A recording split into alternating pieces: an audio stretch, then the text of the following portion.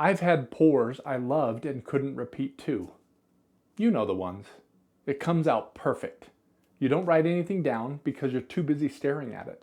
And a week later, you can't remember the ratio, the paint, any of it. That's what got me thinking like an engineer about something as messy as acrylic paint pouring.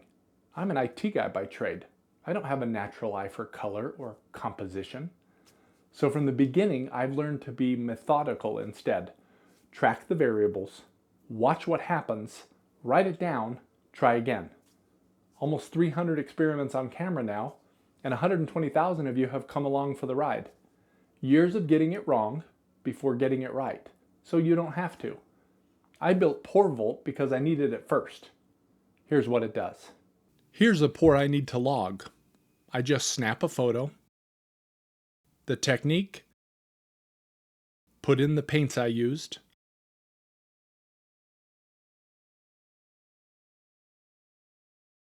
the recipe, and the things I learned or that I want to avoid. Takes about as long as it took me to say that to enter all that information in. Years of my pours weren't tracked like this, but now every one from today lives right here instead of a notebook that I'll probably lose or a memory that, let's be honest, doesn't work like it used to. Give it a few pours and this is where it gets good. Once you've got 2 or 3 logged, you can pull them up side by side and actually see what changed. That's what turns "I got lucky" into "now I know why." I built this because I needed it, and honestly, I'm behind on using it myself. Link is below if you want to start keeping track with me.